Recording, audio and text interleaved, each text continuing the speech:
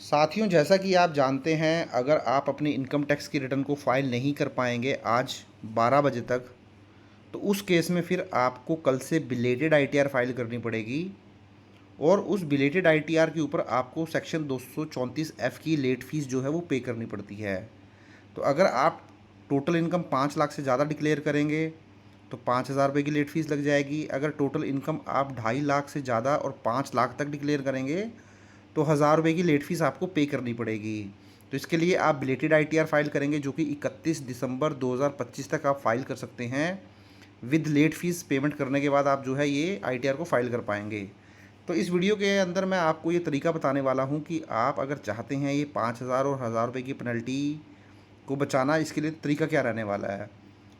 तो देखिए, सबसे पहले तो आप ये कोशिश करें कि आप अपने इनकम टैक्स की रिटर्न को अभी जो भी टाइम बचा हुआ है उसके अंदर फाइल ज़रूर कर लें। बट अगर आपको लगता है कि इनकम टैक्स पोर्टल पर बहुत ज़्यादा दिक्कत आ रही है, ज़्यादा डेटा वो ले नहीं पा रहा है, आपकी रिटर्न सबमिट नहीं हो रही है, ई वेरीफाई नहीं हो पा रही है, तो आप क्या करें, अपनी इनकम टैक्स की रिटर्न में कुछ भी इनकम दिखा के छोटी मोटी, अगर सपोज़ आपको ITR 3 फाइल करनी है, ITR 4 करनी है, ITR 2 करनी है, साइट हैवी है, बड़ी रिटर्नें हैं, नहीं हो पा रही हैं, तो आप सिंपल ITR 1 में जाएँ। ITR 1 में जाके एक छोटी सी कोई सैलरी इनकम दिखा दें या कोई अदर सोर्सेज इनकम दिखा दें और उसको सबमिट करके ई वेरीफाई ज़रूर करवा लें। तो उससे क्या होगा कि आज 15 सितंबर तक आपकी 12 बजे से पहले पहले रिटर्न सबमिट हो जाएगी, ओरिजिनल रिटर्न।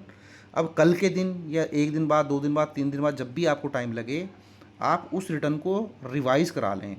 तो रिवाइज़ ज़रूर करा लें, क्योंकि यहाँ पे तो आपने गलत से गलत रिटर्न भरी है, क्योंकि आपको लग रहा था आपको ITR 3 फाइल करनी है, ITR 2 फाइल करनी है, बहुत ज़्यादा डेटा है, लोड बहुत ज़्यादा है, साइट के ऊपर वो नहीं ले पा रहा है, ई वेरीफाई नहीं हो पा रही है। तो उसके लिए मैंने आपको तरीका बताया है, ITR 1 में अदर सोर्सेज में कुछ भी इनकम दिखा के उसको सबमिट करवा के और कल दोबारा से अपनी इनकम टैक्स के रिटर्न को आप जो है रिवाइज़ कर लें, ताकि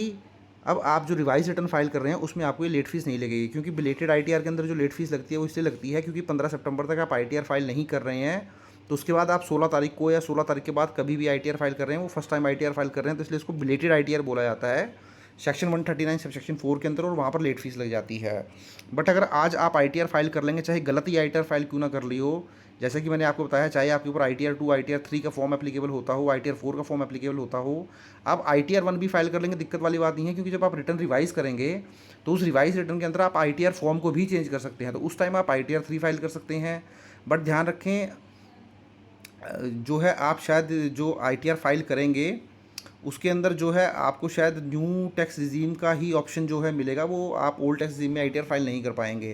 तो ये चीज़ आप ध्यान रखें और आप अपनी इनकम टैक्स के रिटर्न को